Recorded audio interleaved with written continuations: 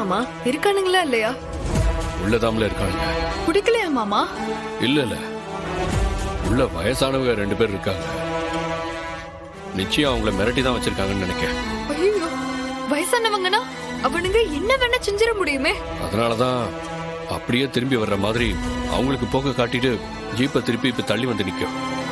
ஐயோ, உள்ள 2 வயசானவங்க மாட்டிட்டு இருக்காங்களா? இப்ப என்ன மாமா செய்ய போறோம்? அடாவடியா உள்ள போனா அங்க இருக்கிறவங்க உயிருக்கு ஆபத்துல.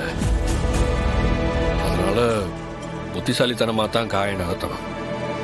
நாம ஏற்கனவே கதை தட்டிட்டோம். போலீஸ் வந்திருக்குன்னு அவங்களுக்கு தெரிஞ்சிருக்கோம். மறுபடியும் நம்ம அங்க போறதுக்குள்ள தப்பிச்சு ஓடிட்டா? யோ, அப்படிலாம் போக மாட்டானுங்க. பெரிய கிரிமினல் மாதிரி தான் தெரியுறானுங்க. நாம அங்கிருந்து வந்துட்டாலும் ஒருவேளை மறைஞ்சிருந்து கண்காணிப்போன்னு அவனுங்களுக்கு சந்தேகம் இருக்கும். அதனால நிச்சயமா ஒரு 5-10 நிமிஷமாவது கழிச்சுதான் அவனுக்கு அங்கிருந்து வெளியே வருவானுங்க.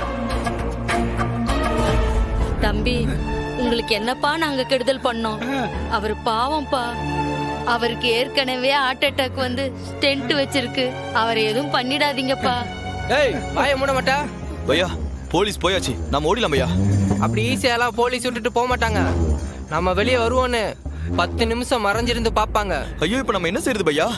வெயிட் கரோ, 10 மினிட், 10 நிமிஷம். அவங்க கன்ஃபார்மா அங்கிருந்து போயிட்டாங்கன்னு தெரிஞ்சதுக்கு அப்புறம் நம்ம வெளியே போலாம்.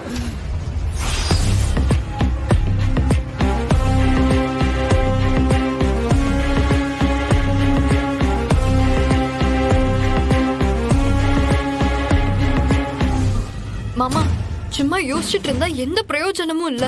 ஏதாவது பண்ணணும் மாமா. எப்படியாவது உள்ள போகணும் மாமா. அதுக்குதான் எந்த ஐடியாவும் வரலையே. மாமா, திருடங்களை பிடிக்கிறது கூட 2வது. பாவம், உள்ள நம்ம அம்மா அப்பா வயசுல 2 பெரியவங்க இருக்காங்க. அவங்க உசிரை காப்பாத்த வேணாமா? புரியுதுல, ஆனா எப்படி உள்ள போவ?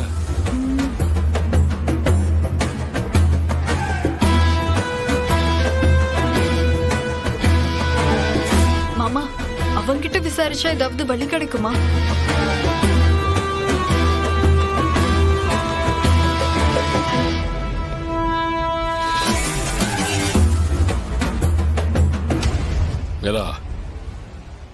அந்த வீட்டுக்குள்ள வேற யாரெல்லாம் இருக்காங்க?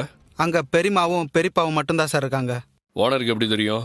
அவங்க எனக்கு ஏற்கனவே தெரிஞ்சவங்க தான் சார்.